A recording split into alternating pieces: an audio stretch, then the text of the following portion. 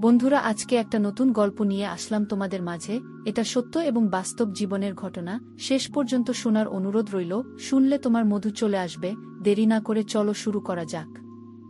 আমার নাম সুবর্ণা। আমি মধ্যবিত্ত পরিবারে জন্মগ্রহণ করেছি। আমার বয়স যখন 6 বছর ছিল, তখন আমার বাবা আমাদের ছেড়ে চলে যান। আর গত 2 বছর আগে আমার মা ও মারা গেছে। আমার বয়স 16 বছর। আমরা 2 বোন। আমার বড় দিদির নাম ঝর্ণা। ঝর্ণার বয়স 25 বছর। এখন বাবা মা ছাড়া ঝর্ণা দিদি আমার সব কিছু। এখন আমার বাবা মা দুটোই ঝর্ণা দিদি। ঝর্ণা দিদি একটা ছোট কোম্পানিতে জব করে, আমাদের সংসার চালায়। ঝর্ণা দিদির থেকে আমি একটু হেলদি ছিলাম, তাই আমাকে দেখে বড় মনে হতো, আর দিদিকে দেখে আমার থেকে ছোট মনে হতো। দিদি কোম্পানিতে চাকরি করতে করতে একটা ছেলেকে পছন্দ করে। ছেলেটি তাদের অফিসে জব করত। আমি মাধ্যমিক পাশ করার পরে আর পড়াশোনা করিনি। দিদি বাইরে চলে যেত, আমি বাড়িতে থাকতাম। বাড়িতে থেকে আমি বাচ্চাদের টিউশন পড়াতাম। আমাদের বাড়িটা অনেক বড় ছিল, উচ্চখানা রুম ছিল। বাবা খুব শখ করে বাড়িটা বানিয়েছিলেন, আর বলেছিলেন আমাদের 2 বোনের বিয়ের পরেও এই বাড়িটা আমাদের 2 বোনেরই থাকবে। এখন তো আমাদের বাবা মা কেউ নেই, তার বাড়িটা না চাইলেও আমাদের 2 বোনের থাকবে। বাবা মা ছাড়া বাড়ির আর কোনো মূল্য নেই। বাবা মা না থাকার যে কি কষ্ট সেটা আমাদের ছাড়া ভালো কেউ বুঝবে না। দিদির সকাল বেলা অফিসে চলে যেত, আমি সারা দিন বাড়িতে থাকতাম। ঝর্ণা দিদি যে ছেলেটিকে ভালোবাসত, তার নাম ছিলেই। ঝর্ণা দিদিকে খুব ভালোবাসত। তারপর অভি দাদা দিদির ছবি নিজের বাড়িতে পাঠিয়ে দেয়, এবং দাদার মা বাবা আমার দিদিকে দেখে পছন্দ করে। তারপর অভি দাদা ও ঝর্ণা দিদির বিয়েটা পাকা হয়, এবং খুব ছোট করে তাদের বিয়ে হয়। বিয়ের পরেও দাদার বাবা মা চেয়েছিল যাতে গ্রামের বাড়িতে চলে যায়। দাদা শহরে এসে জড়ো করছিল, তাই দিদি ভেবেছিল তারা দুজন একই সঙ্গে একই অফিসে কাজ করবে। কিন্তু ওদিকে অভি দাদার বাবা মা এটা চেয়েছিল যাতে ঝর্ণাদি গ্রামের বাড়িতে গিয়ে ওই দাদার বাবা মাকে দেখাশোনা করে। কিন্তু দিদি যদি এখান থেকে চলে যেত তাহলে আমি একা হয়ে যেতাম। আমাদের ওবামা ছিল না, দিদি আমার সবকিছু ছিল। এই ব্যাপারে অভি দাদাকে ঝর্ণা দিদি বলেছিল, তোমার বাবা মায়ের সাথে আমি কথা বলবো এবং আমি তাদেরকে ব্যাপারটা পৌঁছাবো।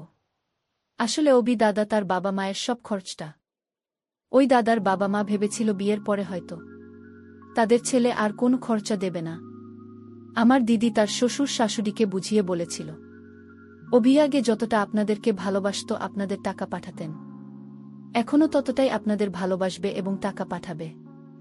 আপনাদের কাছ থেকে আপনাদের ছেলেকে আমি কেড়ে নেবে না। এই ব্যাপার নিয়ে এত ভয় পাবেন না।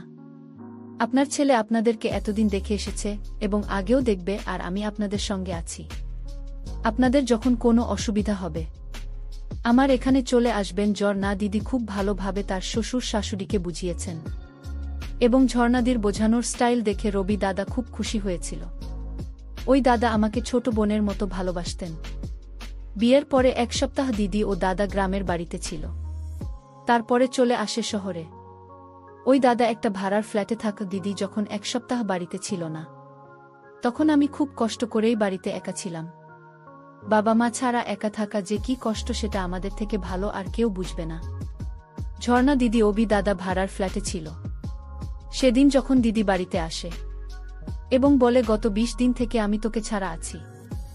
আমি জানি তোর একা খুব কষ্ট হচ্ছে, তাই তোর কাছে চলে এসেছে। ঝর্ণা দিদিকে দেখে আমি খুব খুশি হয়েছিলাম। কিন্তু স্বামী ছাড়া থাকাটাও ভালো কথা না, কারণ বিয়ের পরে সাধারণত মেয়েরা স্বামীর সঙ্গে শ্বশুর বাড়িতে থাকে। তাই আমিও চেয়েছিলাম আমার জন্য যাতে দাদা ও দিদির বিবাহিত জীবনে কোনো বাধা বিপত্তি না আসে। তাই সেদিন যখন অভি দাদা রাতের বেলা বাড়ি আসে, তখন দাদা ও দিদিকে একটা আইডিয়া দিয়েছিলাম যাতে তারা ভাড়ার ফ্ল্যাটে না থেকে এই বাড়িতে যাতে তারা দুজন থাকে। এই বাড়িটা তো আমার দিদি ছিল, তাই আমি ভেবেছিলাম দাদা ও দিদি এ বাড়িতে থাকলে আমারও সাহস হবে, এবং দাদা ও ঝর্ণা দিদিকে ভাড়ার ফ্ল্যাটে থাকতে হবে না। ভাড়ার ফ্ল্যাটটা খুব ছোট ছিল, তাই ওই দাদা আমাকে একটা কথা বলেছিল, যে ফ্ল্যাটটা ভীষণ ছোট নইলে তোমাকে আমাদের সঙ্গে নিয়ে যেতাম। আমার এই আইডিয়াটা দাদা ও দিদির পছন্দ হয়, এবং তারা তাদের সমস্ত জিনিসপত্র নিয়ে ভাড়ার ফ্ল্যাট ছেড়ে এই বাড়িতে চলে আসে। তারপর থেকে তারা এই বাড়িতে থাকত এবং এখান থেকেই তারা চাকরি করত। এভাবে আমাদের খুব ভালোই কাটছিল। দাদা ও দিদির বিয়ে হতে 1 বছর হয়ে গিয়েছিল, কিন্তু এখনও তাদের নিজের কোনো সন্তান হয়নি। এদিকে আমি বাড়িতে সারাদিন কাজকর্ম করতাম ও বাচ্চাদের টিউশন পড়াতাম, যেহেতু দাদা ও দিদি অফিসে চলে যেত এবং বাড়িতে আমি একাই থাকতাম। তাই ভেবেছিলাম টিউশন পড়াতে আমার পড়াশোনার খরচ হবে এবং এতে আমার একাকিত্ব বোধটা দূর হবে।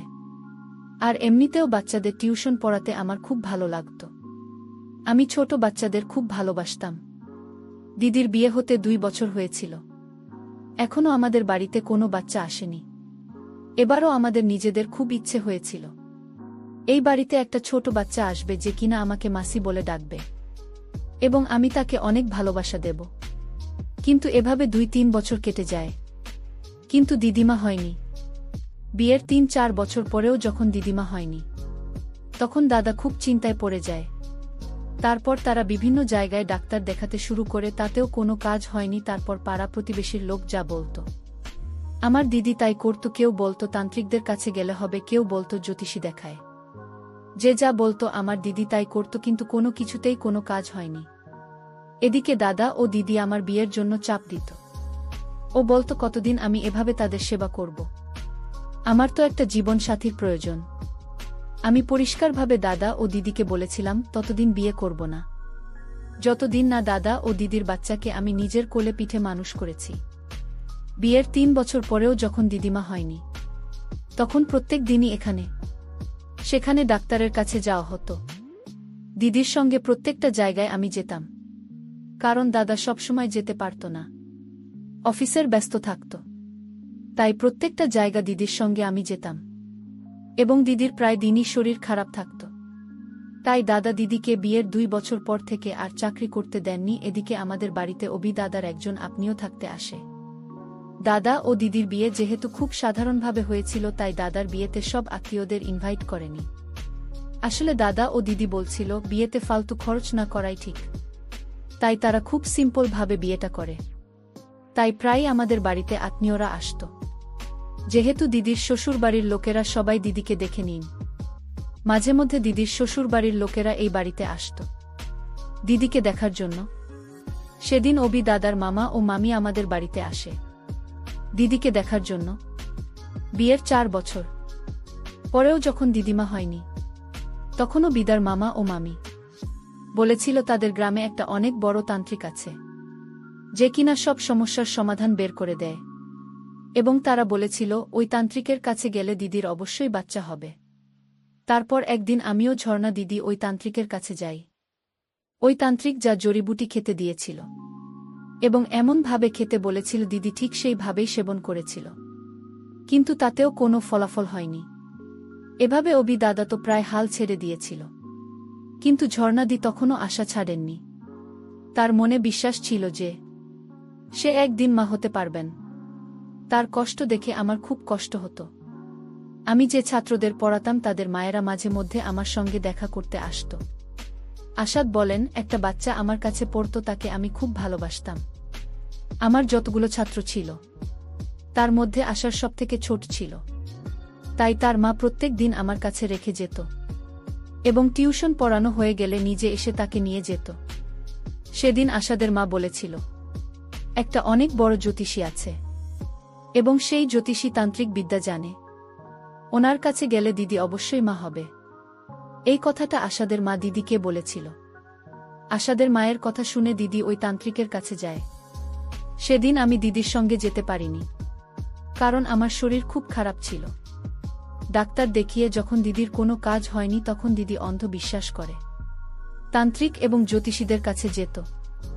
সেদিন দিদির বাড়ি আসার পরে আমি জিজ্ঞেস করেছিলাম তান্ত্রিক কি বলছে। তখন দিদি আমাকে বলে, উনি বলেছেন আমার সমস্যার সমাধান হয়ে যাবে, আমি খুব তাড়াতাড়ি করব, ভর্তি হয়ে যাবে।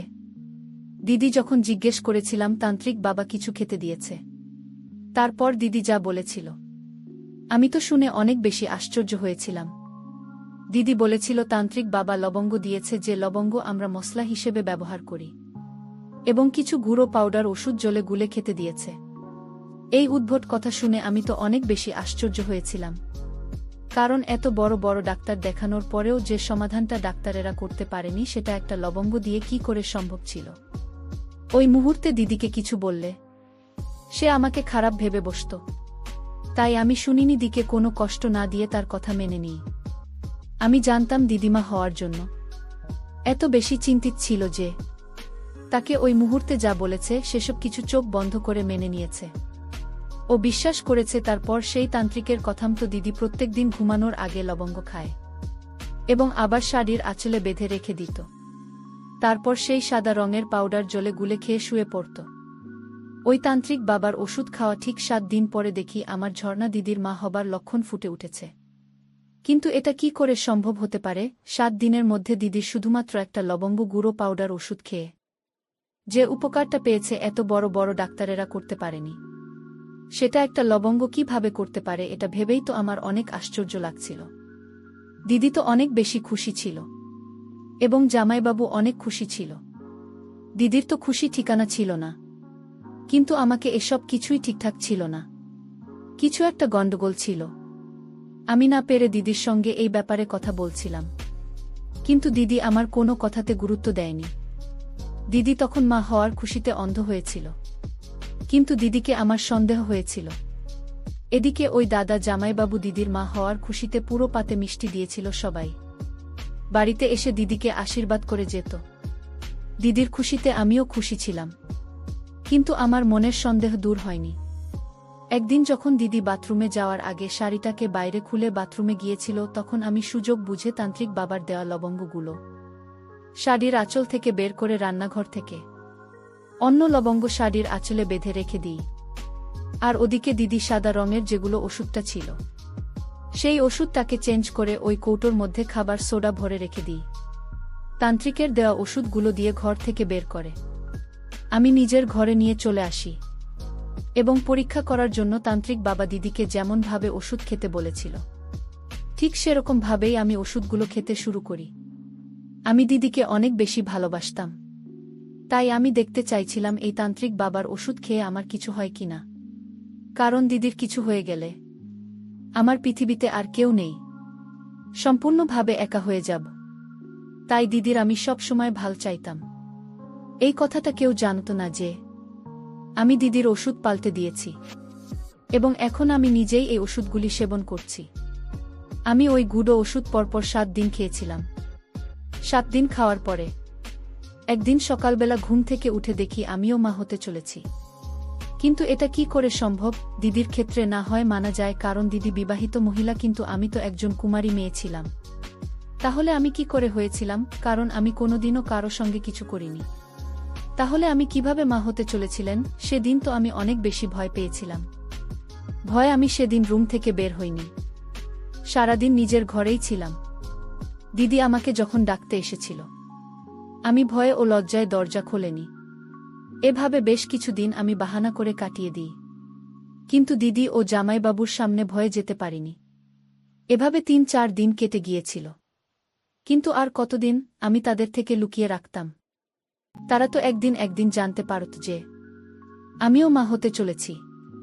কিছুদিন হয়ে যাওয়ার পরে আমি যখন নিজের রুম থেকে বের হইনি, তখন দিদি নিজেই আমার ঘরে জোর জবরদস্তি ঢুকেছিল। আমাদের প্রত্যেকটা রুমে একটা বাথরুম ছিল, তাই বাড়ির বাইরে না বেরোলেও হতো। তারপর দিদি ঘরে ঢুকতেই আমাকে দেখে বুঝতে পারে আমি মা হতে চলেছি। তখন দিদি আমাকে সঙ্গে সঙ্গে এক চড় মেরেছিল এবং বলেছিল, তুই যে এটা কি করেছিস, আমাকে একবার বলতে পারতে, আমি তোর বিয়ে ছেলেটার সঙ্গে দিতাম। এটা কি ঠিক করেছিস? এবার সমাজের লোকেরা আমাদের কত খারাপ চোখে দেখবে। কার সাথে সম্পর্ক করেছিস? দিদির কথাগুলো শুনে আমি অনেক কষ্ট পেয়েছিলাম। তারপর সব সত্যি কথা বলে দিয়েছিলাম, কিন্তু দিদি আমার কথা বিশ্বাস করেনি। সে বলেছিল এটা কি করে সম্ভব হতে পারে। তারপর দিদির হাত ধরে তাকে অনেক রিকোয়েস্ট করেছিলাম যাতে আমার কথা একবার বিশ্বাস করে, এবং তাকে এটাও বলেছিলাম আমার ছাত্ররা পড়তে আসে বলে দেবে শরীর খারাপ আছে, কারণ এই অবস্থায় আমি কাউকে মুখ দেখাতে পারতাম না। কেউ আমার কথায় বিশ্বাস করত না।